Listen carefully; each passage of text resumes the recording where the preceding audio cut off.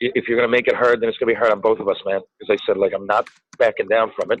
There's millions of dollars in front of it for me, and I'm not going to back down. So we can make it hard for each other, or you can. Are you hiring, posting your position to job sites, and waiting for the right people to see it? Well, ZipRecruiter learns what you're looking for, identifies people with the right experience, and invites them to apply to your job. In fact, 80% of employees who post a job on ZipRecruiter get a quality candidate through the site in just one day. The right candidates are out there. ZipRecruiter is how you find them. Right now, my listeners can try ZipRecruiter for free. That's right, free. Just go to ZipRecruiter.com/BruinsBeat. That's ZipRecruiter.com/BruinsBeat. ZipRecruiter, the smartest way to hire. And welcome to another edition of Murphy's Hockey Law, the long-awaited return of one Terry Ryan to the podcast here. He joins me. This is Jimmy Murphy, by the way, here on CLNS Media, and he joins me from Toronto, where he's at the airport waiting to board a flight over to Edinburgh, Scotland. Pierre, what brings you over to the fine country of Scotland? Well, first of all, it's great to talk to you again, Murph, and Happy New Year. Have we done one? I don't know if we've done one in the New Year, have we? I think the last one we did was during the Winter Classic, so it was on. There you go. Yeah, you're right. Well, I'm going over there I'm working on Frontier, Season 3. You can catch it on Seasons 1 and 2 on Netflix right now. I want you to do me a favor. I want you to run on home, and I want you to tell him. You tell him I'm here. And I'm working on the show, and I also play a minor character on there. I'll wait and tell you more about it after it happens, I guess, spoiler alert kind of thing. But it's going to be a lot of work, but a bit of fun, obviously. I mean, who doesn't want to go to Scotland for a few weeks? Yeah, you're right. And you've never been, right? No, I've been to Scotland, no. And there's a lot, Newfoundland, for those that don't know, I mean, I'm assuming a lot of people listening to this podcast probably know a lot about Newfoundland, but being, that it's, part of, it's got a rich history of Canada and North America and everything else. I mean, St. John's is the oldest city in North America, and it's just made up of a lot of Scottish, English, and Irish. I guess that would be, most of our ancestry would go back there. I mean, it's getting more multicultural each year, especially downtown St. John's area, and everything from the internet to job opportunities recently have contributed to that. So Newfoundland right now, it's a long story, Murph, but I took folklore in school, and often, I mean, that's how that part of my stand-up act. I mean, can you imagine, doing a folklore degree? I mean, I just went in there, but I didn't know what I was going to do, but I ended up in Newfoundland, following that path, because it's got such a rich history of the same families with traditions and all those things, everything, that's why songs and the arts community, songs and stories and the folklore, the gist of it itself, it's a hard word to define really, because everything's folklore. But in Newfoundland, you get a lot of those. You're an island, first of all, and so there's not a lot of people coming or going over the years. We go back to 1605 is when the first place was settled in Cupid's by John Guy. So, I find with that you get rich history and traditions and heritage. It's a lot of the same families, like the Clearys, for example. Danny Cleary plays for Detroit. He's from Harbour Grace, and Cupid's is in Harbour Grace. It's Conception Bay North, it's called. So it's a very, very old part of North America, the oldest really. And with mostly those are descendants coming from Ireland, Scotland, or England. It's a very interesting place for me to visit, and I think I'm going to pop over to Dublin at some point. My family tree points to that area all over. So, it's going to be interesting for a lot of reasons. But any Newfoundlander, you're getting closer to your own heritage, oddly enough, by going visiting these places. And I'm sure the suds will be tasty over there, my friend. Oh, man, you got it. Well, in this particular show, I'm working closely with Jason Momoa, and Jason is the representative of, I haven't asked him. I don't know whether he gets paid for endorsing it, but he should, because if you look at his Instagram account, Jason drinks one thing, and it's Guinness.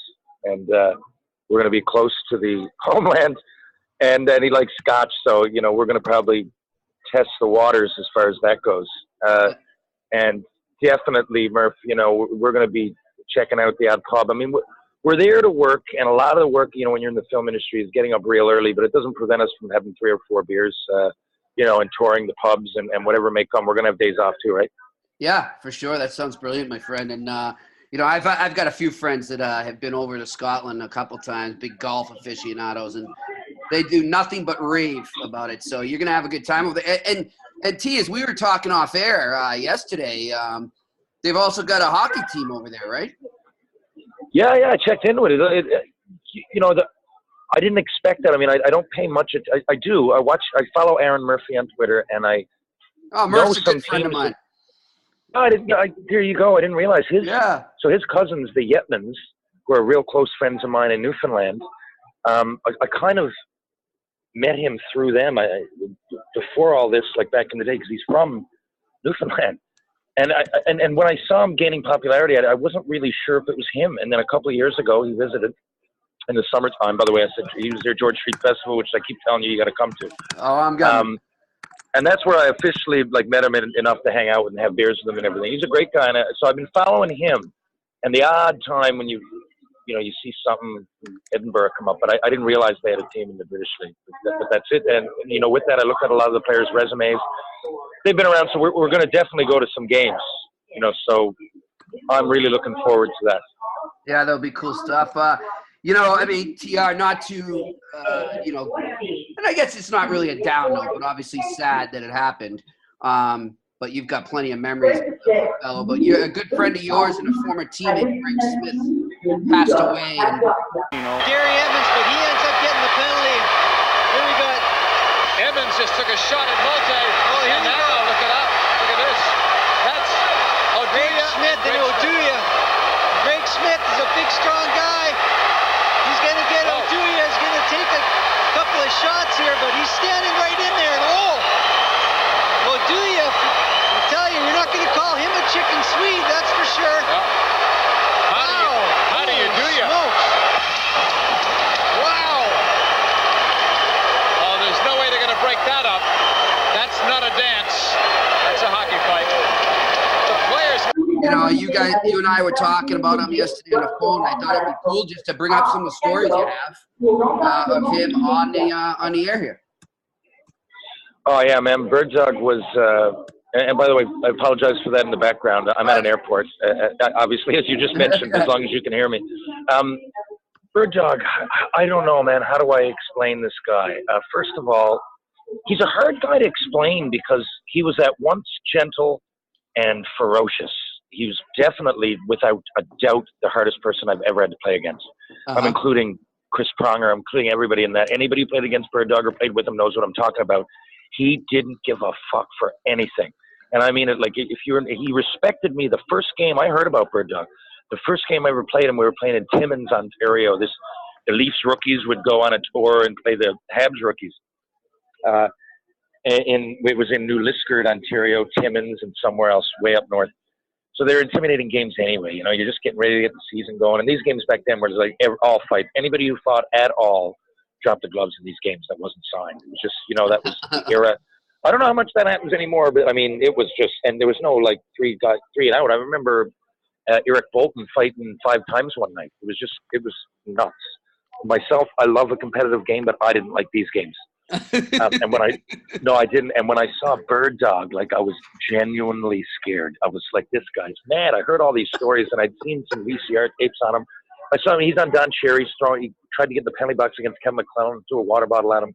I mean, he's got legendary stories. So anyway, we played against him, but I went right up to him and I put my stick up in his face, slap shot style. I didn't hit him. I just pointed at his face. I said, Bird, if you're going to make it hard, then it's going to be hard on both of us, man. Because I said, like, I'm not backing down from it. There's millions of dollars in front of it for me, and I'm not going to back down so we can make it hard for each other or you can fuck off. And now, him fucking off meant I'm going down the wing, and he whacked me so hard. I went, oh my, like, you know, even in junior, like if I tried to go to the outside, I had wheels back then against Belak or something. I don't know that I'd get the full tomahawk chop, but Bird didn't care. What did he care if he gets a 5-minute major in the rookie games? It didn't matter.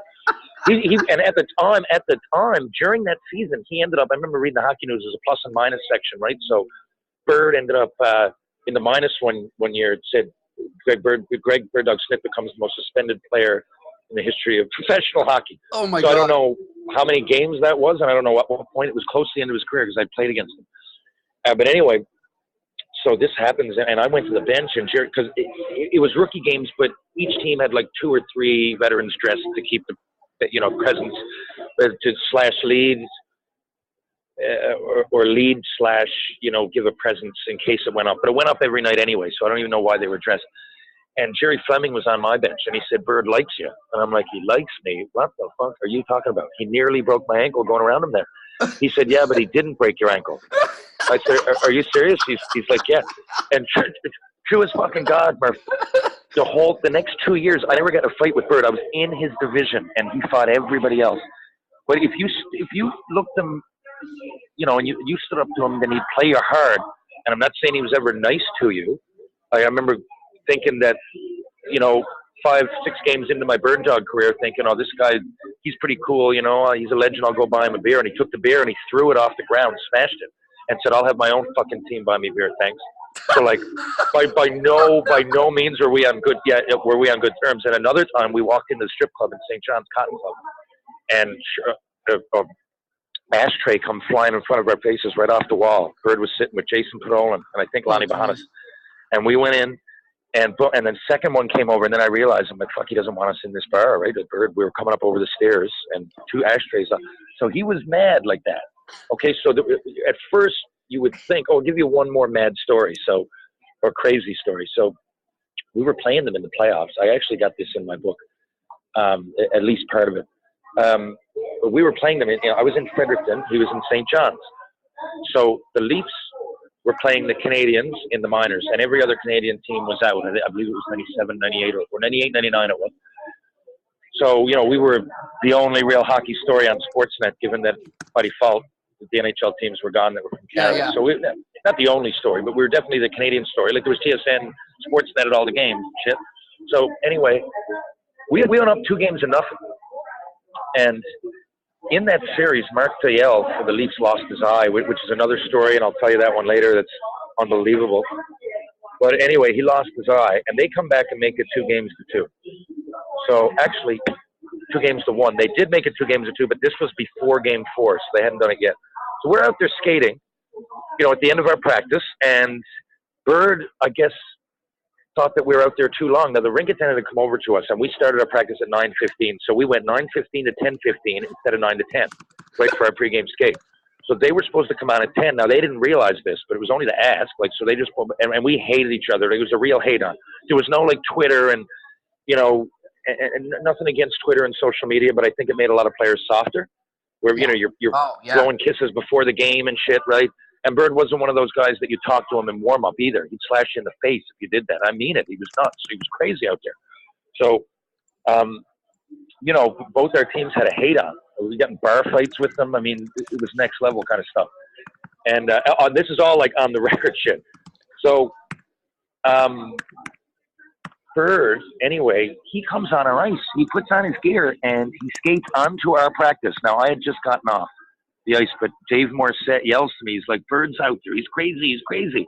Now I come out and he's firing clappers at our players, getting them off the ice. And Rolly Melanson was out there. Our 3 goalies that year were Jose Theodore, Thomas Faucoon, and our third was Mathieu Garon, if you can fucking believe that. Oh, my God. I know. We had a sick goaltending, man. So anyway, Garon was out there getting skated. He was like a, third goalie at most of the year. So anyway, but Bird went out, and then he started firing them at Garon from the other end, and one of them hit Rolly Melanson, who was just out there in his tracksuit. And that ended our practice. Everybody came in. It was like, in no way am I downplaying the war, okay, because I get what they go through. It's craziness. We'll never do it. But the benches were like trenches. Like, we all ducked down under the bench, and there was pucks going off the home sign behind the bench. I was going, holy shit. And we all scurried down into in our dressing room. And we're like, what do we do about this? And they just stayed out there practicing. And then Terrian didn't want to say anything because he's like, someone just go get him right now. And we because I'm like, I was in the room going like, how the fuck is this not a suspension? Like, there's something suspendable here. Like, call the league or some shit. I don't want to play one more minute against this madman. But anyway, all that aside, and not only that, Jimmy, 2 years later when Bird Dog retired, I went over to play for the St. John's Maple Leafs. And he ended up getting let go because Jason Bonsignor, this is true, who never, had a history of not living up to his potential because he didn't try hard. And like I'm saying, Bird couldn't stand you if you were a chicken shit or you didn't try hard. Bird couldn't stand you. Right? He went in Portland one night. I saw him take out J.P. Dumont, who played for Chicago, the scorer. Yeah. You ask him how he lost his full row of teeth. Bird Dog went right over to him because he would play like a wuss, and Bird didn't like it. And he went over and cross-checked him right in the teeth. I mean it. It was that level. Like, you had no idea what was going to happen.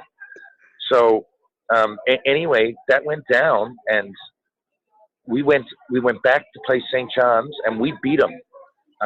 Myself, Aaron Asham, and Scott King, who was a great hockey player, never got to the NHL, ironically, because his dad was our assistant coach in Montreal. And he was in the minors with us sniping, too, out of nowhere. He was a little fat kid, like Kyle Wellwood or Phil Kessel mold, but really could snipe. And we had a good game. And we won 3 or 4-2. And then he came up to Tyrion after the game and said, "You're not shaking fucking hands." And I said, "Well, I am shaking hands. Like, I'm in my hometown, first of all." Anyway, we went over, 6 of us. Half the team shook hands, half didn't. Anyway, that's a Tyrion story. Split the team down the middle. But anyway, that was it. And Bird shook my hands. He wouldn't skate through, and he was retiring, and he shook my hand. But anyway, to the Bonsignor, and I'll never forget it. I'll get to the soft side of Bird next. But Bonsignor, to finish this part, Bird, Bonsignor looked at him at the table in Portland. We're eating steaks. And he says, they were getting chirping each other, friendly chirping. But I always said to people, if you're a wuss, don't friendly chirp a Bird, because it's going to get to the point that he's going to embarrass you, or he's going to throw you up against, something's going to happen. Don't call him on anything. And Bonsignor said, "Well, at least when I'm 31, I won't be coaching in this second-rate league or whatever." And then Bird went crazy. He threw the table aside and grabbed him by the collar and said, "Don't you ever speak like that to me again, you fucking childish," whatever he went on, or he was mocking him about that he wouldn't, he wasn't trying. More effort in a blank. So anyway, now that all happened. Now Bill Waters had to let him go, I guess. Looking back, Bonsignor never got to the NHL. What Bird said was true, and he didn't.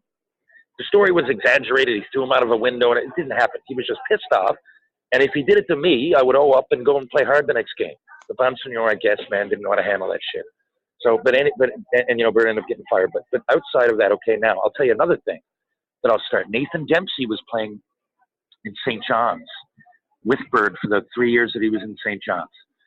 Now, I was with Freddie, and I had good friends, including Sean Thornton, on St. John's, and we'd go for beers after the game. So I come over one time waiting for Thornton, and Bill Waters was there and told Bird that he got called up. And Bird took his stick and threw it over against the wall, man. And he snapped. And he said, "I'm called up." He said, "Nathan fucking Dempsey is sitting there and you're not calling him up?"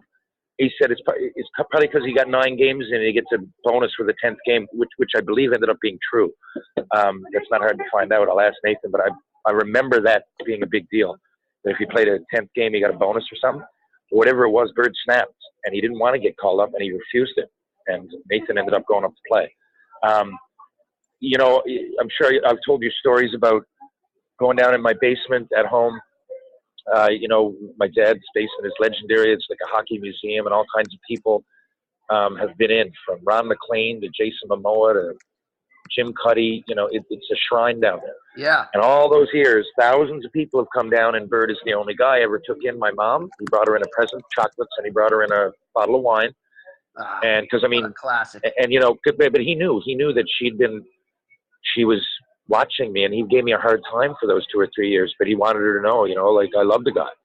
And I remember Mom being really upset one night. Being a mother, I didn't mind it at all, man. I figured if I piss Bird off, there's scouts there and they see that I got balls. So at no point did it bother me. I mean, I was scared at times, but he never did to me what he did to DeMont. He did hit me hard, but I know Bird could have been harder on me. Yeah. Generally, probably the only guy I was ever scared of, though, because it's one thing if I take a punch from Domi, I know what I'm getting, but I don't think Domi's going to look at me and spear me in the face. But Bird just always left. He did it every once in a while, just so you'd almost like Mark Messier do the same to you. Messier's not quite as ruthless, and he was much better and had more to lose. But once in a while, that's why people say he didn't fight a lot. Well, even watch the Canada Cup '87. He cross-checks a guy in the semifinal. It should have been a 20-game suspension. But anyway, that was Bird, and I remember after the game, Yet my dad had a very different perspective. He said, Terry, if a guy like that was your agent, you wouldn't spend another day in the minors. He could tell that Bird was throwing me a bit of a bone out there. And, you know, everything from that to at home, and he moved. He's from Mississauga, so he's from Toronto. He played for the Leafs. A lot of people, Jimmy, in that position stay in Toronto. They can be famous, even if they played a few games. The rest of the year, they're a Leaf. You know, I'm with the NHL Alumni Association, and I even get to do some gigs here at 8 games with the Montreal Canadiens and, you know, a bunch in the minors. But, you know, if you're a Leaf here, you're God. And Bird didn't want to do that. He didn't like it. He stayed in Newfoundland, man. And if you know Newfoundland, you know, it's a blue-collar kind of place where you do a lot of fishing and hunting and everything. And I was telling you about some years playing senior hockey. So when I first came back, even now I'm still playing senior, but there was a few years there that we were making like cash in an envelope at the end of the game kind of thing, like $500, $600 a game. We got caught for it. By the way, we all had to pay back the money. But to the government, we got heavily taxed for it after. But anyway, that's another story. We were all getting money, and Bird Dog chose not to. He wanted to get paid in moose meat and firewood for an entire season. Now, that's a lot of moose meat and firewood. I swear to fuck. I swear to fuck. It's unbelievable. And he did that. He played for the Grand Falls Cataracts. And now, of course, the league's legit. Like, we get paid on above board, right? Everybody knows it's a check and everything. But back then, you know, it was cash. And Bird's the only guy never to take cash. And that's a lot of cash to turn down. But he just got, like, freezers full of moose meat and firewood. And he would show up to games, like, in, you know, rubber boots and just one of those true blue dudes, you know? Gosh. I don't know how many times. The last 24 times I hung out with Bird, he grabs a few beer. We live next to Middle Cove Beach at home. And we'll go down, man, and sit on the beach, have a fire. I'll bring kids, Danielle, Tammy, his life partner. He ended up marrying her, but and a real loyal guy. Lots of guys aren't. I won't chirp. But Bird is just one of those. Like, once he met Tammy and he committed to her, that was it. If you try to get Bird, if you try to say, hey, Bird, you know, let's go to the strip club, or nope. He was devoted to her. That was it. He likes his beers early in the day, and even when you played, he would. He coached me twice. You know, he didn't care if we were drinking. In fact, he'd say, bring it on, team camaraderie, and right after practice or whatever it would be, like noon till 8 or 9 at night, he didn't give a fuck. But if you're out the night before a game till 3 in the morning, then you better not show up at the rink because he'll lose it. Yeah. Let me put it this way too, for those listeners that weren't familiar with Bird Dog. I'll give you an example here, everyone, of how much this man fought and went to bat for his team. In 1997-98 season with the St. John's Leafs, 63 games played, 353 penalty minutes, TR.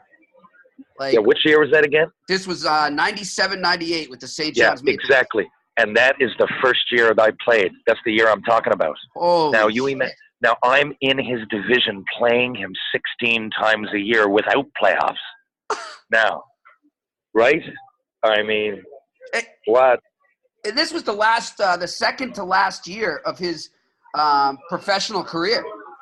Yeah, the last year was 98, 99, and that's the second year. That's the year I was telling you that he fired coaches, or he fired slap shots at our coaches. So, not at our coaches. He fired them at all of them. Yeah, this guy would still go at it at a late age, so God bless him, man. And now, TR, am I mistaken? He passed away from cancer? Yeah, he did. And, you know, true to form, true Bird Dog, he was right up to the end, you know, a battler, but you knew that would happen. But I don't know what it was like to be with him at home. If I was Tammy, I can't imagine what that must be like to live with somebody that young, that you spent, you know, really a lot of time with, but they were planning on spending a lot more. You know, they got together when he played here 20 years ago now. But so I can't speak for what that's like. But in my experience with him, the last time I laid eyes on him was a few months ago downtown, and he would still sit there. He liked having a beer with the boys, so he was skinnier, and you could tell. And he just, like, didn't really want to talk about it, but he had a couple beer, and Tammy was there to make sure he didn't have too many. I mean, it was just to have a beer in front of him, I think. Like, that was his thing. Yeah. He took the hospital bed and went in his living room to live out the remaining days. God And he bless. just wanted, we all made a video for him. So much like the video I did on Twitter, I made another one, and we all blended them together. We all made videos, made it into one big film with some music on it, some of his highlights and everything. Right. And he got to see that before he passed away, like the day before. Gladly enough that we got it done. And he specifically, so he left a note and specifically said he doesn't want a funeral. So on Friday coming, all the boys are going down to Kelly's, where he hung out, one of the bars he hung out at, the Irish pub in St. John's, and they're putting up pictures of Bird Dog, and time went on. A true sense an Irish funeral or Irish wake, whatever you would want to call it. Yeah. So, and that was, that's true Bird Dog, right? He said it right up to the end. He said, I'm not kidding. I don't want to have a funeral. That's not the way to do it. You know, that's a logical decision with only days left to live. I really respect that, because I don't know what I'd do. I think if I was in that position, honestly, I'd give thought to killing myself. And I don't mean that. I'm not disrespecting suicide or anything. I'm saying there's certain things I'm fearless about. There's other things that I really can't speak. I don't know what I'd do. To face it like that and be that logical, to say, no, well, the guys will be doing this. Like, I couldn't really look past it. You know, the fact of what was going to happen to me. Now, I don't know how that's going to be. It's going to happen to all of us, and who knows. But the way he handled it was absolutely, you know, brave to me. Well, he handled it just like he handled the rest of his life, TR. So, you know, God bless your friend there, Greg Bird Dog Smyth, my man. He will be missed, I know. Well, thanks, buddy. And, you know, if nothing else, like they say, what do we got, right? You want to live on in memory and hopefully positive ones. But, you know, Bird is, you know, how can I put it?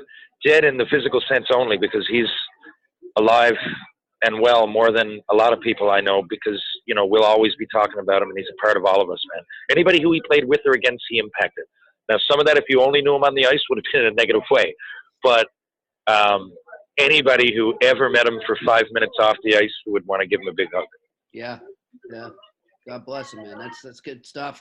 If you're trying online dating, chances are you've run into lazy text messages, dead-end conversations, and random matches that turn into dates. But eHarmony is unlike any other online dating site. eHarmony takes steps that other dating sites don't in order to find you a more compatible match. They are built to help you find lasting, meaningful relationships, not just a shallow hookup site. So stop waiting and start your journey to a satisfying, meaningful relationship. It can be fun to play around with online dating apps, but when you're ready to fall in love with someone and have a meaningful relationship, there's one app that's built to bring you real love: eHarmony. Come see how eHarmony can change your life. Go to eHarmony.com and get started. Enter my code BruinsBeat at checkout. What else has been going on, my friend? So Scotland, and then, you know, we've got St. Patrick's Day is less than a month away, Terry. Well, that's large in St. John's, as you know, right? And so when I was telling you earlier about, you know, most of our ancestors come from Ireland, Scotland, or England, yes, for the most part. But of those, the Irish part won out when it came to at least music. I would say most of the arts and culture there, but you know, if you listen to Great Big Sea, you're getting more of an Irish sound than the other two. Oh yeah. You know, or the Irish Descendants is another great band from Newfoundland. How about the High Kings? I don't think they're Newfoundland, but I think they're Maritimes, right? Yeah, and they've played there a lot. They're brilliant. The Newfoundland sound is real Irish. Sometimes it's hard to tell the two apart. Especially if you're from the Southern Shore. The Southern Shore now is where Ron Hines is from. He's a legend. Get into Ron Hines if you haven't. He's the best singer-songwriter ever from the Newfoundland, and that's saying something because there's a lot. But he had one of the most recorded songs of all time called Sonny's Dream. If you're listening to this, listen to Sonny's Dream. Do yourself a favor, Ron Hines. And I believe he just became available on Spotify and iTunes everywhere. So I've got no reason to say this, but I'm plugging Ron Hines because I'm from Newfoundland, and I'm not going to say started it all, but in the 80s in Canada, there was a show called The Wonderful Grand Band, and he was in The Wonderful Grand Band, and they're legendary at home, and they paved the way for bands like Great Big Sea, who, you know, might have ended up more popular, but Ron Hines to any singer-songwriter in Newfoundland, in Canada, wouldn't be far off Leonard Cohen. And I mean, that I know that's saying something. Well, you look into it. Ron, is it H-I-N-E-S or H-Y? Hynes. The band that he was in was the Wonderful Grand Band, and they had 2 unbelievable albums. What they had, Jimmy, there was folk music in Newfoundland, right? Again, I did folklore, so not only do I like music, but the courses you get taken are like the history of music in Newfoundland, which is based on, I shouldn't say that, but very heavily influenced on Irish again. But, you had the Irish Rovers would come here. You had Ryan's Fancy, you had Fergus O'Byrne, and so there was it was rumbling in the 50s and 60s. It was happening. Now, Ron Hynes came out, and not every song is pure Irish. He's from that area, the Southern Shores, where all these bands come from, for the most part. Mm-hmm. At least, Southern Shore, put it this way, is the most Irish part of Newfoundland. And so Ron, they did, but they didn't sound as Irish as Great Big Sea. There was a mainstream thing, and then they had a show called The Wonderful Grand Band in the 80s, and it was it would have a music video, and then it would have like a bit of, this is all on YouTube too. It would have like a bit of situational comedy, like Saturday Night Live kind of thing. And then from that, and I don't know this for sure, but I don't want to put words in their mouth, but I guarantee you that the Kids in the Hall was a derivative of that. There was people in the band that I did a movie with last year, Christmas Fury. Sandy Morris was in, who was in the Wonderful Grand Band, and 2 of the Kids in the Hall were in the movie. They seem to really know each other well. I don't really know, but the Kids in the Hall was the same kind of show as the Wonderful Grand Band. Now, where are they from? They're from Halifax or something, the Kids in the Hall, right? So they, in Newfoundland, like every Tuesday night came on Wonderful Grand Band, and then that went into Codco was the name of the show, Codco. And it was all the same people. It's just, so by the 90s, in comes Kids in the Hall, in comes Great Big Sea, in comes the Irish Descendants. And then they kind of carried that wave. But before all of it were the Wonderful Grand Bands. And TV, music, they were phenomenal band. And I don't even know where I started, but... Yeah. We were talking about St. Patrick's Day coming up. So that's, well, there you go. And that music's so right I up figured my I'd plug them. That's what I was raised on, was that type of music, Terry. My dad was really into that. So, listen, I was down. I spent a lot of time in Boston and surrounding area. I used to go to Cape Cod in the summers to Paul Vincent's hockey school by choice. When I was like in my 20s, not when I was a kid. I would come down. Montreal would give us money to train, right? So I just picked there, as well as a few other places were my favorites. So if I needed a week or 2 of training, I'd go there. And I spent a lot of time. Now, Boston is very, very similar. Newfoundland, more of the local stuff is definitely Irish music. You're going to go downtown, but Boston is like right there. I mean, you just get so many people, and it's a little bit more multicultural, which is a good thing. But if you were from Boston, you came to St. John's and went around downtown. We got the majority of our pubs are Hurley's Pub. I shouldn't say majority of our pubs. Majority of our bars. Right, there are clubs, and there are, nice martini bars and things like that. But for the most part, it's Irish pubs.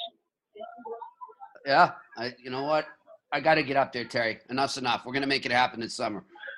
Yeah, I mean, ask anybody. You ask anybody that even played in the AHL for the St. John's Ice Caps or the St. John's Maple Leafs. They're all over. Like you go to the next. Bruins game, there's going to be someone there that played there. And it was pretty much everybody's favorite road trip. I mean, it was every team I played on that came to St. John's, all the boys used to circle it off on the calendar. I mean, you got Mile 1 Center is a great rink right next to George Street. And George Street is starting to become really mainstream. It used to be like the best kept secret, but at this point, it's becoming pretty mainstream. And with that's a good thing. I don't see it as a bad thing, but it used to feel more of like ours. Now you go down in the summer and there's just as many people not from the islands. But again, I don't mean it's a bad thing. Nostalgia-wise, I guess it's a different thing, but it's not a bad thing. I think you'd really, really enjoy it. There's not too many people. The street goes on. There's George Street, which is all bars and restaurants. There's not one thing on it but bars and restaurants. When I say restaurants, like they might serve a bit of food. It's all bars. And then, Water Street. So if there's a big stage in the middle of it, so you're packed in. We probably get 30,000 people there. And then you got Water Street, which Water Street always was. I don't know officially now, but it was the most bars per capita on a street in North America. And that's not even George Street. Yep. The Water Street's just the oldest. It's the old street that goes straight, like Yonge Street in Toronto. It's our version. It's not that long, but in relativity, it's pretty long. And it's old. Yep. And there's all kinds. Yeah, nice. I like that. You're always on your toes. That was too easy. Yeah, that was too easy. Yeah, but that's it, Jimmy. It's like, there's lots to do in St. John's for a small place. When I say small, I guess, but it's. I'm going to Edinburgh now. It's slightly bigger. I think St. John's surrounding area might be 250, maybe 250,000. Yeah. Well, I got no reason to say that other than I know it's like I'm guessing. Right, 150 in St. John's proper. I live in Mount Pearl, CBS surrounding area. Yeah, maybe 250 or 3. Well, you know what? We need to get up there. We'll plan it out.